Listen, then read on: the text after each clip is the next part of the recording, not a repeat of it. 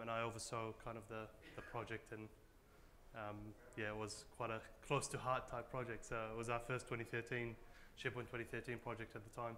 Yeah. Okay. I guess I'm interested in knowing how many people here have heard about the New Zealand Superfund or the Guardians of New Zealand Superannuation. Anyone familiar with who we are? 1, 2, 3, a few? Well, that's good. Usually I don't get quite as many responding, pretty low profile. So look, I will give you a bit of an intro to the Guardians and the fund today, talk about the background to the project and our business case, which was one of the more challenging parts of the project actually, was getting the approval to go ahead. Well, Hussein's going to take you through the process of rolling out the project, the different phases and so on, and then I'll talk a bit more about where we've got to in the year since the intranet and where we're at today. And we did some internal comms survey work as well, so we've had some stats to share with you on that. So the Guardians of the Fund. Look, the New Zealand Super Fund is a government savings vehicle to help pre-fund the rising cost of universal superannuation in New Zealand. So for everyone who is over 65 in New Zealand currently, they get the pension or New Zealand Super. And because of the ageing population, the burden of paying for that is going to fall increasingly on future generations. There will be fewer people of working age, fewer taxpayers to help fund superannuation and other costs. So it really was set up to help pre-fund national super. Some of the good things about that from our point of view is that we're really a very long-term investment fund. So there's no payouts till 2029-30, and the fund's going to keep growing until about 2080. So that's a really privileged position to be in. Also as well, it's been a really interesting exercise setting up what is effectively a global investment fund from New Zealand from scratch, which is no small task. And so just over 10 years ago, the Guardians had about 3 employees. Today we've got around 100, and we've grown quite rapidly. So that's had some challenges for internal comms. You know, it was all very easy when we sort of had 10 or 20 employees, but now we've got 100. We've got people travelling all over the world quite frequently, and we needed to have a bit more of a structured approach to it all. So that's where the intranet came in. The fund itself has grown significantly as well. I think probably when we started this project we're about 19 billion, and now we're about 26. So that's all good for everyone in this room. So our objectives. Obviously, being a government organisation, we needed something that was going to be Public Records Act compliant, but also would do a really good job of bringing internal communications to... I really wanted a game-breaking kind of intranet that would become the main source for people to get their corporate and business information, but we also wanted something that was really open and sort of transparent and collaborative, and our culture is incredibly transparent. Probably the only place I've worked where all the board papers are shared with all the staff after each board meeting. Incredible level of transparency over the fund's performance, our activities, and a big focus on collaboration between different teams. And that is a big cultural challenge for the kind of staff that we've got. We hire a lot of people out of investment banking, private equity firms, lawyers, accountants and so on. So they come from quite a diverse background, often quite competitive backgrounds, and then we want them to come in and be nice to each other and work together in teams and be collaborative and constructive. So a bit of a culture shift for people coming into the organisation, and we're quite hot on how you do things. So at the end of the year, people are remunerated not just on what they achieve, but also their behaviour, their constructiveness, the feedback from other staff on how they work together. And that also is a bit of a shock to some of the people coming into the organisation. So yeah, a big part of it is about having that constructive culture, and internal communications is really vital to that. So I wanted to have, there was a lot of debate about how much do we control the intranet. We decided to have it really quite open, so that we've got a small team. We wanted to empower everyone to publish on the intranet. That was a bit of a leap for some people on the leadership team, but in the end we had a lot of buy-in to that, and it's been absolutely fantastic. So we really wanted to sort of make the whole intranet an everyday tool. We wanted to make it the main place to get your information, and we also wanted to sort of increase our own expertise. And what we had, we didn't have much actually. We did an intranet in 2007, long before my time. It was probably done for about $5,000 with no vendor support. Very basic, very difficult to publish to. And when I arrived after, I'd been at Ports of Auckland using SharePoint 2007, but a much more developed version. I found it actually really difficult to publish to. Huge parts of the site were sort of in disuse or broken, and the search was pretty much non-functional as well. So because of the technical sort of challenges, the site really wasn't being used. Like I say, with the growth in staff numbers, we thought there was a business case to make a decent investment in getting a good intranet. I think it's worthwhile mentioning as well that the fund had it's mostly comprised of really professional staff, so you don't have a call center or anything like that to kind of grapple with.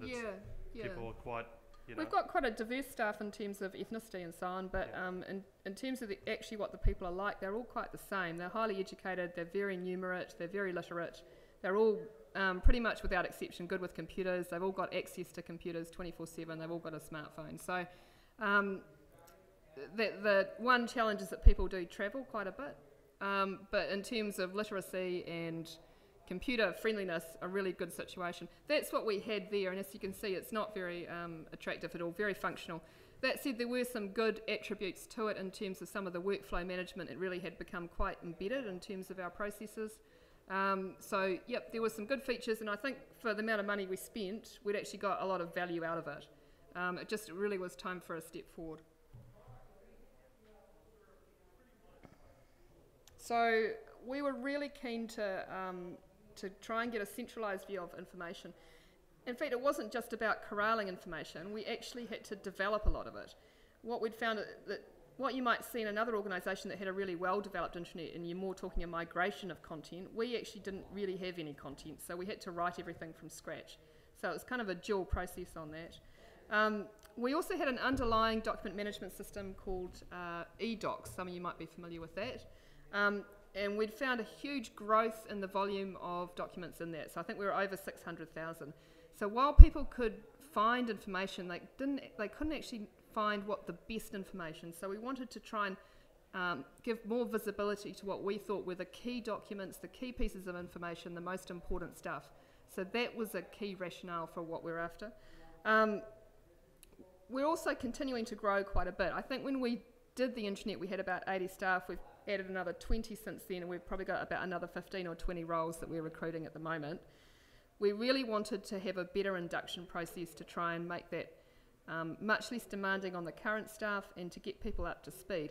The Superfund's quite unique in New Zealand. There's no other organisation really like it. A lot of the staff that we hire are expats from overseas. So for us, it was about getting some of that bespoke information about our organisation and how we invest around the world in a really accessible format for new staff, and that was really important.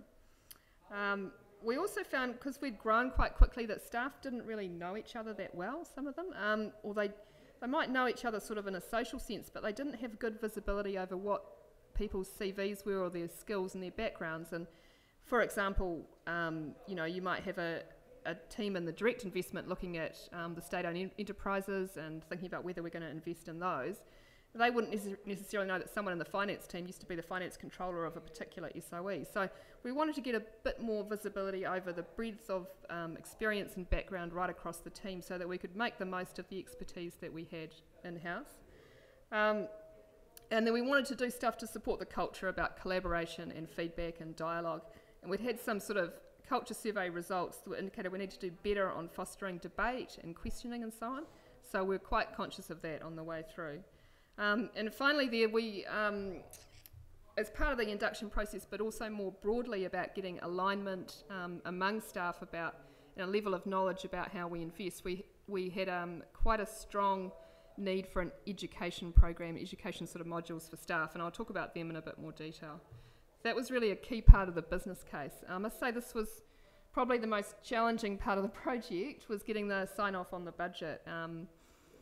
I think other people find that as well, but we found the education modules and making a specific case for that as something new that we could deliver that we couldn't on 2007 was good.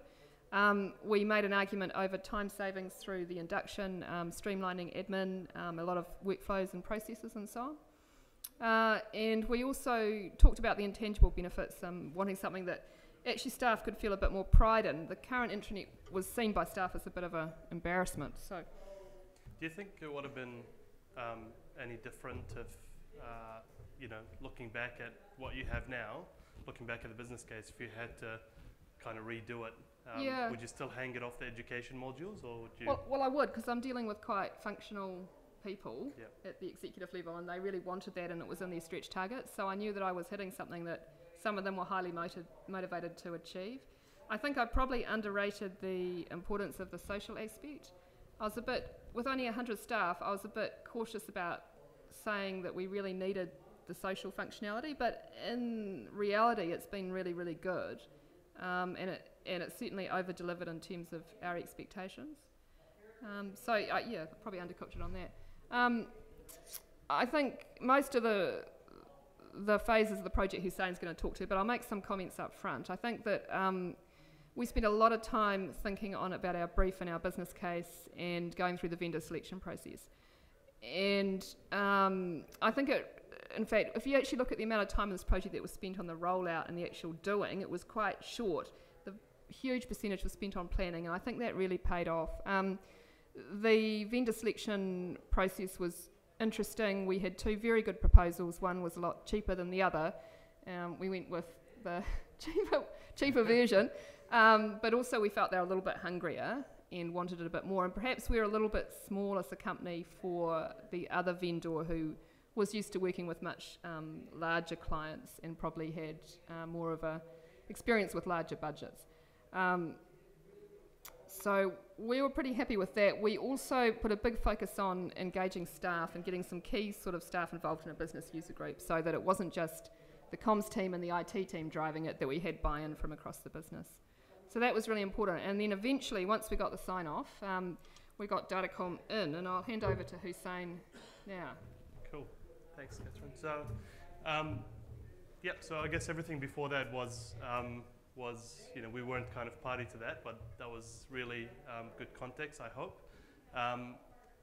Post the vendor selection, one of the kind of the promises that we went in with is trying to work with the Superfund in a partnership, and I guess that was quite an important part of making sure that the delivery process, Catherine mentioned it was short, making sure that it was kind of successful and pointed and focused. So what we wanted to do was, this was our first SharePoint 2013 intranet. We had done intranets before that, but what we wanted to do is try to package some of that IP that we had from previous intranets, package it up as something that we could redeploy onto SharePoint 2013 intranets. And so what we proposed is really a model where we go, we'll put some skin in the game for this, and we'll get the partnership from New Zealand Superfund. So that was really good. Now, what the point of reusing IP was actually quite important, because it allowed the Superfund to focus more on the important things that you need in an intranet. So rather than trying to focus on the technical detail and the build and the templates and this and that, it was really focused around making sure that the intranet was easy to use. You saw that the previous intranet was quite cluttered. So how do we make the navigation really easy? How do we make the front end kind of really engaging, giving them the ability to manage a lot of that content? So one of the problems that they had in the previous intranet was, because it was so clunky and hard to use, only I think Catherine and somebody else in the IT team were the people that were managing the content on the intranet. So it was around, how do we increase engagement and spread that a little bit throughout the Superfund? I think that the concept of the accelerator was quite key to why Datacom got the job. It was a bit of a toss-up for us. I mean, you lose the ability for some customization, but we got something cheaper that was pre-packaged that we knew was based on experience and good design principles and stuff that had worked elsewhere. So what it did through the whole process was expedited some of our discussions about how you're going to lay out that page or how you're going to structure it, because we had a template to work within. So sure, we didn't get to customize it, but we also saved a hell of a lot of time on the kind of arguments and debates that you might have internally about how to set something up. So it worked really well for us. I don't think that it's necessarily the right solution for every company, but for a small organisation looking for something efficient and functional, worked really well, and it saved us a lot of time. So ease of use, governance as well. So that was another one around, how do we get that how do we spread the management and content editability of different parts of the intranet without kind of making it go too haywire. Training and adoption, so a lot of time and effort was actually spent mostly by Catherine and the team around the training and the adoption. Now, one of the key things which we'll kind of talk about later is those business user groups that we engaged right at the beginning. They were the people that were quite key to contributing content and getting them trained and kind of driving the adoption within the intranet. So having that small user base up front that you could kind of corral and help you drive adoption was quite key. Yeah, interestingly, a lot of the staff post-launch who have been enthusiastic about uptake have been the younger staff. Some of the older ones have found it hard, I think, to be fair to say. The other thing is, during the whole construction process, we made a decision to do quite a bit of the build of getting the pages up and so on ourselves. Now, we got to be actually quite proficient in terms of how to use SharePoint at the time. Now, a year on, I've actually forgotten quite a bit of that, so I do need to try and re-engage a little bit. It's interesting how quickly you forget when you're not doing it every day. So one of the other things that I think Catherine touched on was the fact that the social functionality, because it was quite new in 2013, we were quite excited about it. Catherine was kind of going, yeah, I'm not so sure, you know. Yeah, there's no way I could sell a business case on some social stuff when you've got 100 people all on the same floor. I mean, yeah, it wouldn't really fly with the kind of CFO type people I'm dealing with. Yeah. So, but in the end, I think everyone's got a lot out of it. So. Yeah, I think that's been a real kind of an element of surprise, and I think you'll see that. So one of the key things that we proposed, as well as with the accelerator package, we were bringing the social newsfeed right up to the front, to the homepage. So rather than people having to kind of link off to find it in a secondary layer, it was kind of front and center, and people just took to it. It was just amazing. So when we first engaged actually on this piece of work, there was a big elephant in the room, which was the eDocs document management system. And the reason why it was a big elephant in the room is because the Superfund are a Crown-owned entity, and they have to have PRA compliance, Public Records Act compliance. And so having two different sources of truth for documents was not exactly a great solution. But at the same time, when kind of the requirements came out during the vendor selection, you know, the Superfund had indicated that they wanted all the goodness on all the features that you get with SharePoint document libraries, but having the documents live in eDocs. So having everything kind of there in SharePoint, but everything is integrated back into eDocs. So it was quite a big unknown that we kind of collectively had to grapple with initially. I think the approach that we ended up taking simplified it hugely, and I hope that's a lesson that we could pass on from today. What we did is we took a kind of a very use case driven approach to it. So putting all the cool functionality aside, we sat down and thought about what are the different use cases of how do people want to use, what do people want to actually do with documents on the intranet. And I think one of the things that Catherine highlighted was people wanted the ability to highlight really important documents on the intranet. Obviously, they wanted to get the goodness of being able to search the content, being able to tag the content, being able to rate the content as well. So what we ended up doing is kind of, once we got the use cases, we figured out that actually the only single real requirement was the fact that it had to be PRA compliant.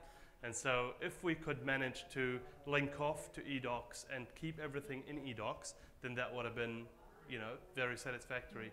So the solution was actually quite simple, and this is probably the only technical bit within the presentation. The solution was around giving them a way to open up eDocs. eDocs is a thick client application, so it's a big Windows application that sits on people's desktops.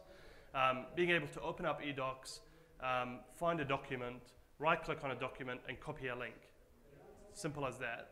But that functionality wasn't there at the moment. So that was kind of a bit of customization that had to be done on the eDocs side. And then on the SharePoint side, we utilized document links. So no documents actually lived within SharePoint. People simply had to link off to documents. And I guess we could have gone and done a lot more rigorous lockdown in terms of ensuring that you cannot upload a document anywhere within the system. But I think the pragmatic solution that kind of still met the PRA compliance was the record manager from the Superfund side could still kind of be a custodian and have a look and make sure people aren't uploading documents where they're not supposed to on SharePoint. Yeah, I think what the solution really did is it was very cost effective in the end, and it had been a big risk for us in terms of potential cost blowout, especially when we were sort of puzzling over how to solve it. But it enabled us to link to what we thought were the key documents within SuperDocs and give those visibility on the intranet. The constraint with it is that you can't search from the intranet into those documents. You've still got to go to SuperDocs to do that. You can still search for the metadata and things like that. I think that we thought about going to SharePoint for the document management, and we decided it wasn't ready yet for what we needed, and we just made a big commitment to eDocs, but we are thinking about it again in the future, so sort of under review. Cool. So after that, we went into the discovery and analysis and design stage. And because we had proposed this kind of accelerator approach, the initial thing that we had to do was do a bit of gap analysis between what did the Superfund want and what are we proposing to offer within the accelerator, and see what are the different gaps that we might have to plug and how we're going to plug them. There was a few reference site visits that the Superfund did, which I think were really quite handy, and Catherine can talk about that. Yeah, we went to see the Queensland Investment Corporation in Brisbane. That was a really useful visit. They had done a SharePoint 2010 deployment, and they're a very similar sort of global investment fund to us, so that was useful. One of the big things we learnt there, well, the two lessons I got out of that mainly. One was about the importance of the professional look and the visual design of the site, the feedback that they had on that looking professional, people having a lot of pride in it, thinking, wow, it makes, you feel like you're really working for somewhere that's doing a great job when you come and you've got a fantastic intranet. So yeah, they were really keen on not undercooking the visual design. They also had a complete nightmare on their migration of their forms and data from their earlier SharePoint. So we learnt that lesson. We still had problems with that ourselves, but we'll go on. Yeah.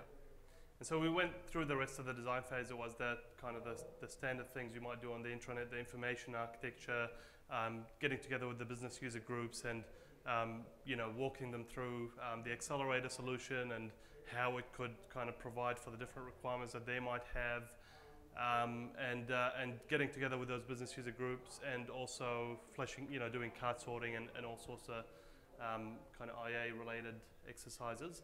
The design was actually of the intranet was done by Insight Design, who's the design agency for the New Zealand Superfund.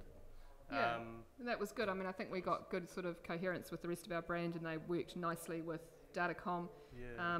Datacom gave them quite a tight brief on the restrictions for how it could be designed, and then they did something. So I was really happy with how that worked. Yeah, and I think the accelerator is again kind of the fact that we didn't have to argue about the templates and things like that. It was like, here's what it is, designed to it. So that was quite tight from that perspective. So I think there was another iteration on finalising the business case from Catherine's perspective, but that was mainly, again, going back and hanging things on the education sites, which were quite important for them. The development phase was actually quite short, so we spent a lot of the effort on the planning, the information architecture, the governance, and then when it came to actually deploying it and rolling it out, it was actually a 1-month exercise. So that was around building the eDocs integration solution, building out the SharePoint 2013 farm for them. That was an on-premises solution. Deploying the accelerator, creating the sites and pages, and starting to create that content, so getting people involved and getting them to create content. So we actually had Datacom on site. They came down and shacked up in one of our rooms, and that was really, really good from my point of view in terms of being efficient for time, being able to be down there for a daily meeting in the morning, just quick decision making and having them on tap, and really I think we had a really good engagement, and it's a really good feel in the project team, so that was a lot of fun actually. Definitely, yeah. And then the content migration, there was a bit of content in 2007 that had to be migrated over into the 2013 site. So we probably made a really bad decision there. We decided, because we're just so paranoid about cost, that we decided we'd do it ourselves. Our IT team would do it, and we wouldn't give it to Datacom. Anyway, after weeks and weeks and weeks of trying to get it done and using various tools, we realised that we're out of time and they couldn't do it. So we ended up giving it back to Datacom, pretty much. Yeah, it was a bit embarrassing. So yeah, I think in hindsight we should have outsourced that from the get-go. We're just a bit ambitious about what we thought we had the capability to do in-house. I think the trickiness was all around the the key features that they wanted to migrate were things that involved workflow and infopath forms and things like that. So there was a little bit of complexity in the the functional aspects of the intranet that were there already in 2007 that everybody was used to. Those had to be brought across into 2013, and that was where the trickiness was. So in terms of tips and learnings there, Catherine touched on co-located teams. It was very helpful. We ran a fully agile process, so there was constant kind of show and tell and regroup with the business user groups to show them what we're doing. Having Catherine every morning at the stand-ups was absolutely gold. So she actually made the time to come down for the morning stand-ups. We could get decisions made really, really quickly on the spot. If somebody's been held up for a whole day working on something, Catherine could just kind of come down, change tact and instantly find another solution.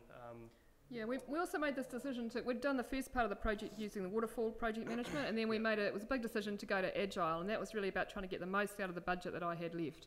And I'm really pleased we made that decision. I think we got a hell of a lot more done, but we had to have the confidence that I had the time to make the decisions in a timely way, and that we were working closely together, and that we're going to be flexible. And of course, there's always trade-offs when you're doing agile, and it was really good. But we'd also hired our own project manager. So Datacom had their project manager, and I hired one. I actually hired the guy that had been my project manager at Ports of Auckland doing the Intranet rollout there, so I knew him. As the CEO said, we're kind of past the dating phase. We're sort of pretty much old friends, married friends really. So that went really well. I didn't have any process of getting up to speed with him, and he could deal with Datacom and the arm wrestling over the budget and all the other stuff. And also, because we had quite a few resources on our end to corral as well. We had IT resources and comms team and other people. So he helped keep us on track when we had other priorities. So it was good. The last tip I've got there is deploy to UAT completed features, so the content loading can start early, and that's really in line with the agile process to say we are working on completed features and we're deploying completed features, and so people can actually start getting their hands onto the pages and the templates quite early within UAT and start loading that content quite early. So that was quite good. When we moved on to to doing the testing and training, it was really a combined effort, I think. So we had testing from our side to test, do the functional kind of testing of the intranet, and the Superfund had the user acceptance, the user groups going in and using it. So as part of the UAT, they were also kind of doing that content loading. And that was really, really handy, I think. Yeah, we also had, we got agreement that everyone in the company had to have a half-hour training session on SharePoint, and we made it, as part of that, they had to set up their own profile page. So that was really good to get that buy-in from the management to put the time in from all staff. We had a slight crisis on the morning of the first training session where our main IT guy who was meant to be running it was really unwell and couldn't come, so I had to do it myself. At sort of about 15 minutes notice, but it was kind of it went absolutely fine. I realised then actually that Alicia, my other comms person, we'd learnt enough through the build process that we could actually train people ourselves. So we probably underestimated how much we'd learnt, and we should have probably made the call to run all the training ourselves anyway. So that was it was bad for Mark, who was really sick, but it was nice that we actually coped without him fronting up on the day. So. So I think the next stage is around deployment, and I'm probably going to hand off to Catherine, because there's a lot of, I guess, change management internally that that they had to do, her and the team had to do at the fund.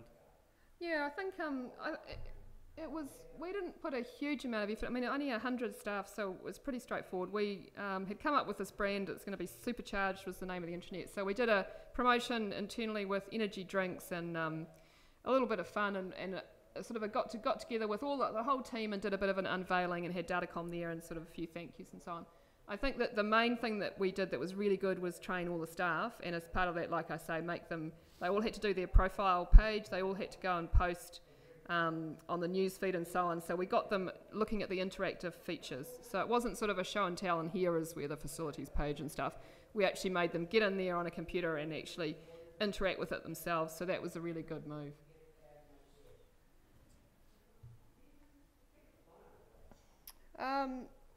I think the Superfund as well, we were quite hot on, or some of our leadership team very hot on having defined measures in terms of how we're going to measure our success. So we committed to doing a post-implementation survey. We had certain targets in terms of sites that we wanted to build.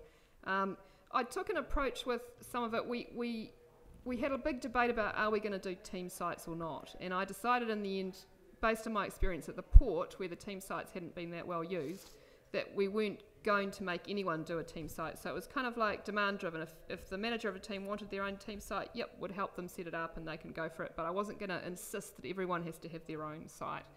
And actually what's happened is that's been a really good way of driving engagement because there has been demand, and over time a lot of teams have taken that up. So that's been really good. We also got really good buy-in from the leadership team who were really good at posting on the internet in the early days, and the CEO obviously committed to doing a blog, and he's kept that up. He's blogging about every 10 days. He does it all himself. He uploads his own pictures, writes it really regular, doesn't need any hand-holding from us. So we're very lucky in that.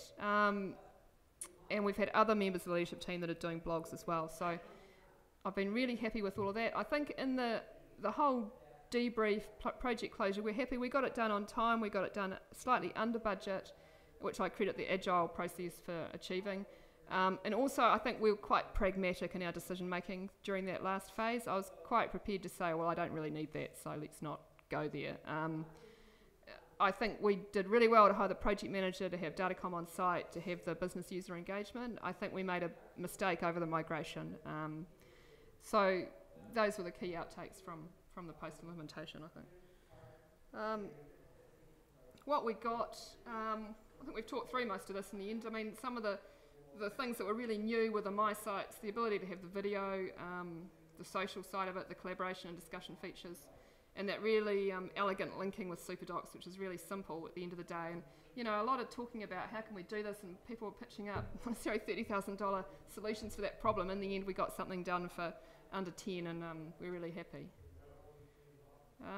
In the business case, I had pitched up that if I can save each staff member a minute a day based on 80 staff at 20-30 salaries, our staff are quite well paid. It's true, but we could save 50 grand a year. As it's turned out, we've now got 100 staff, and I'm sure we're saving that.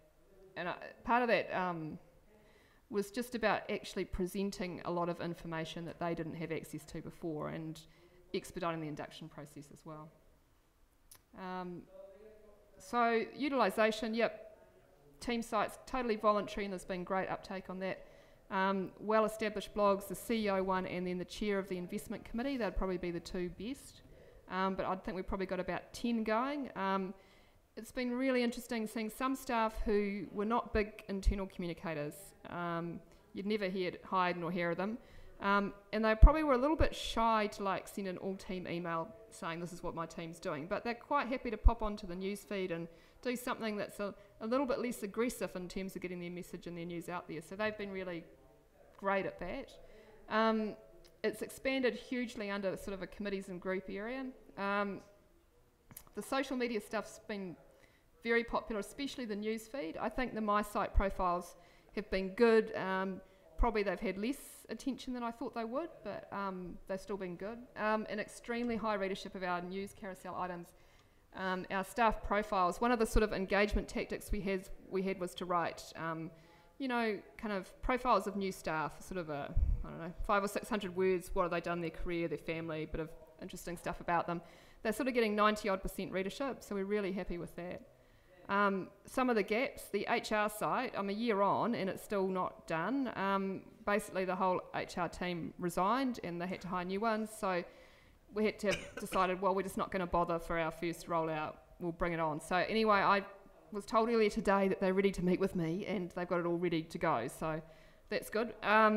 Mobile access, that's actually working now, we just haven't communicated it to the staff, so we're right on the verge of launching that. Site analytics, that's been a little bit disappointing. We're just too small to fork out for the kind of package that you need to get something really good. It's a little bit disaggregated, so for most of the pages you can see how many people are going in there. You can't for some of the others like blogs and so on. The integration with our CRM system, that's something we're working on at the moment, and I'd hope within the next 2 months we'll be able to have a feed from our CRM system, which is kind of what we use to manage our external investment managers, that'll be on our homepage as well. And staff understanding of some of the value add features. We're still working with some staff, getting them to sign up to blogs as opposed to, so they get them on their email when they want to. So some of that little stuff, there's still more to do. What worked well, I think the good relationship between me and the project manager that I hired that I worked with before was really important. I actually had a bit of a battle getting us to agree to the 2013, and some people were saying, oh, well, it's new, you're the first one they've done, why don't you go to 2010? I'm really pleased we did that because the social stuff is a big step forward after 2010. January 2013 is when the vendor selection was done, so that was kind of the public release of 2013 was right there and then. So. Yeah, so I did have to have the conversation with the IT manager and all the rest of it, but we got there and we're all really pleased we were ballsy enough to do that. I think the accelerator concept worked really well for us. Like I said before, it was pragmatic, cheaper, quicker. At the same time, we sort of matched that investing in the visual design through the use of our design company. The on-site, the stand-ups, being pretty not too precious about the decision making right at that crunchy end of the project, and having the communications team being quite hands-on, and I think that that's really important, but it can be hard to achieve in a lot of organisations. I think we got there, but it took a few late nights as well. Anyway, on time and on budget, it was all good. These are the results of the internal comms survey that we did in February this year, so that's about 7 months after we launched. Really, really good results. High sort of positivity about the visual design, the ease of navigation, speed and so on. I was really pleased with that 89% of staff saying that the Intranet helped them get to know their colleagues better, because that was one of the problems we'd identified earlier on. And good ratings for the sort of the clarity of the information and the overall effectiveness. So I think of all our internal comms channels, it rated about, I think, third or fourth equal in terms of what people said were the best ones. So we're really, really happy about that. And some really positive verbatim comments there as well from the survey. I think it was a big step from where we were. And, you know, you can do a lot of projects in an organisation as a communicator, but this is really one that has made a big difference to that organisation and how it operates and how efficiently it operates, so I'm quite proud of it. The challenge is, in hindsight, making the business case, because I was dealing with people that put a big focus on numbers and functional kind of delivery of stuff, and when you're talking about intangible things like culture and so on, it's a bit of a harder sell. So we got there, but it took me quite a while. Migrating the data, like I mentioned, I don't understand the technical side of it enough, but I think we tried various tools, and these tools didn't all work. And in the end of the day, we just didn't know how to solve it. We're out of time, so we had to make a call to get some more help from Datacom.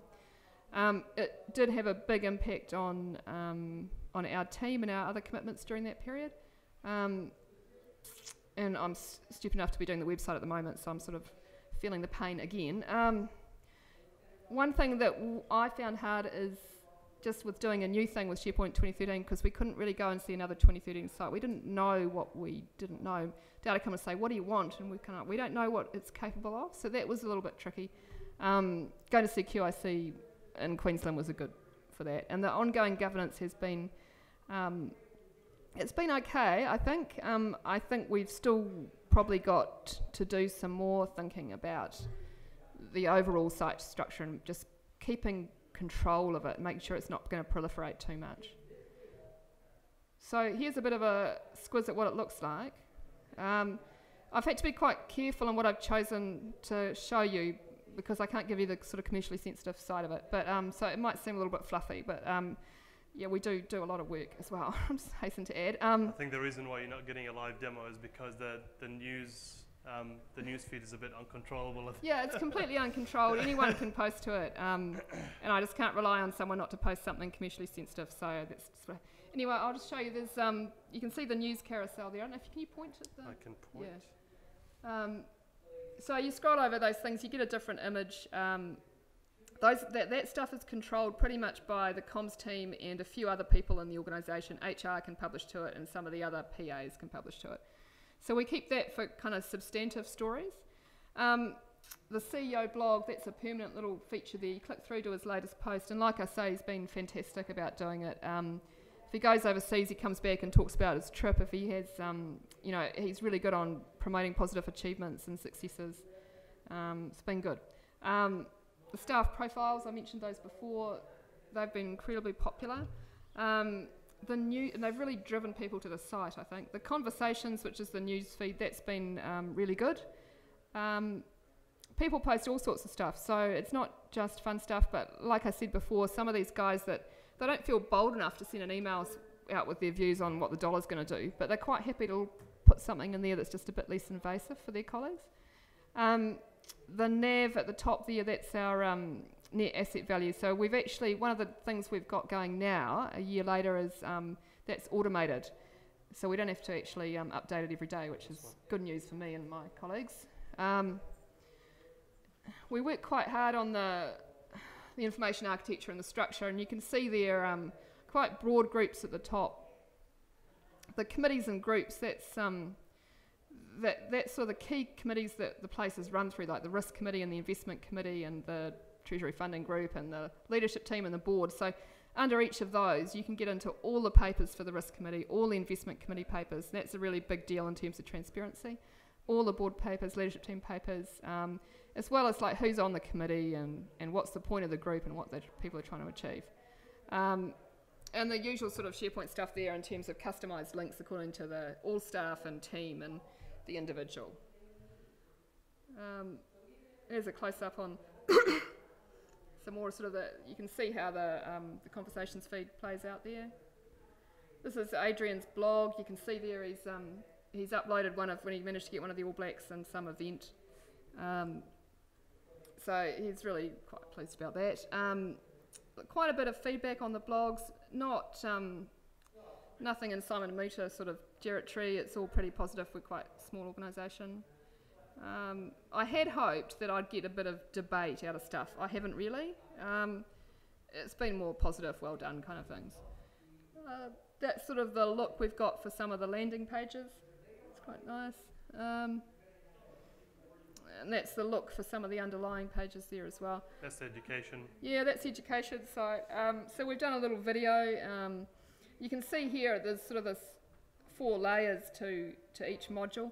So it's kind of designed in a way that staff that only need like an elevator kind of pitch or 30 seconds or a minute kind of explanation of something, they can pick it up here just off the key points. There's a bit of a forum for feedback and discussion. People that need a deeper dive, they can go into the background reading, and that's where they get links to the key documents. So on some of these topics like strategic tilting, which is one of our investment strategies, we've probably made $1 billion on that since 2009. If you want to find out you want to get the best board papers and the best explanations of that, you can get it in the background reading. Formerly, they'd have had to ask the head of strategic tilting to send it to them, and he's a busy guy and all the rest of it. So that's been a lot more efficient. And then there's a questionnaire, and what we've done is we're asking all the new staff to do the modules, to fill out the questionnaire. It's not a test, it's kind of educative. If you get it wrong, it tells you what the answer is. So that's been great. And for example, we've got really high ratings for the percentage of staff that have done them now, of new staff. We had, I think, 12 summer interns. They all did all the modules. It really helped us get the most out of them for the few months that they were with us. So that was pretty pleasing. I think on the, if you just go back one, yeah. On the, oops. What one? I'm clicking. Yep. On the feedback and discussion. So there was, this uses kind of a discussion forum type concept within SharePoint. I think you mentioned to me that it wasn't It's used. not- People, No, it's not getting a huge amount of use, to be Yeah. honest. so But I people think, are more likely to use the news feed than they are to actually use discussion forums, which Yeah. is quite interesting. I think that's symptomatic of us being quite small as Yeah. well. Yeah. This is good. This organisation browser, it's kind of like a interactive org chart. So you can click on a person. If you clicked on Fiona's name there, you'd go through to her My Site, get her profile, a bit of her CV and so on. But you can see where she fits into the whole organisation structure there. This company calendar, that's a roll-up of a number of calendars that we've got in the intranet. So you can go and see the board dates, when someone's speaking, deadlines for board papers, that sort of stuff. Where next? Yep, roll out the mobile. Keep going on the team sites, HR site, and like I said before, I'm doing the website, so quite busy at the moment. I think that's about it from us.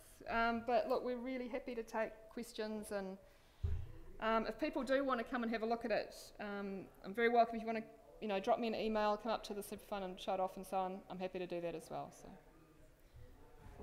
Got a question?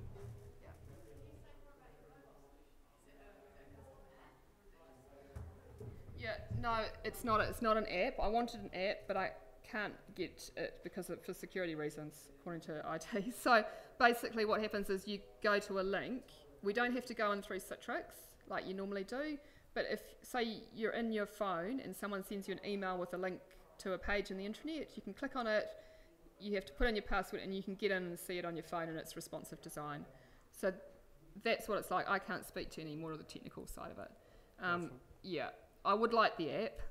I may yet try and get it, but we'll just see. We're quite, we're managing a lot of money, and we've got to be really, really careful. So we've got a lot of separation between the kind of systems that we've externalised and the ones that are internal. So that's part of the reason.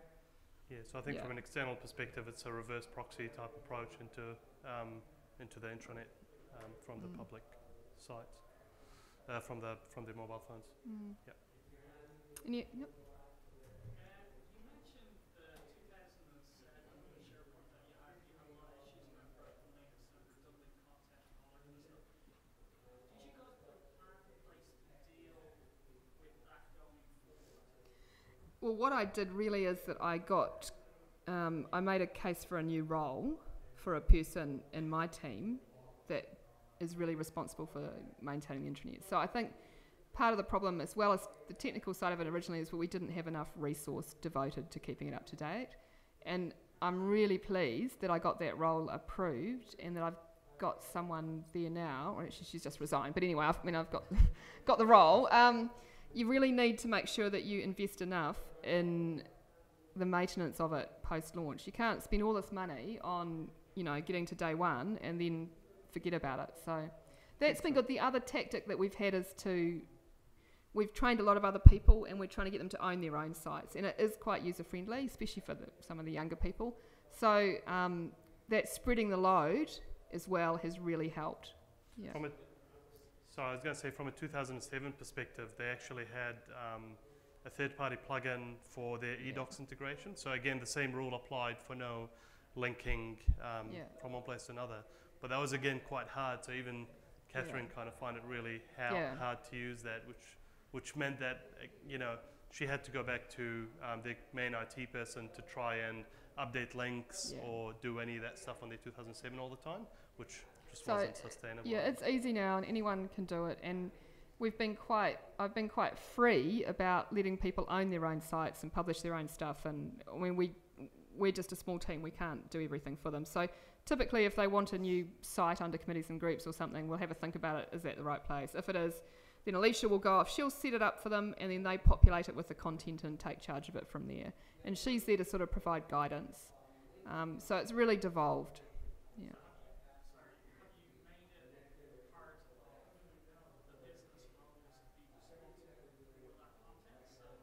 Yes. Yeah, that's right. So like the investments team, there's one person in that team who that leader of that team said, you're in charge of our intranet site and keep it up to date, With the education modules, it's a bit of a hybrid. We're still involved in kind of prodding people a little bit to keep them up to date, but the subject matter owner is ultimately responsible. And you see varying levels of engagement. We're just about to roll out another 4 education modules, so it was positive to get the approval to do those. It was obviously people felt good about the other ones. They're on gripping subjects like tax and things like that.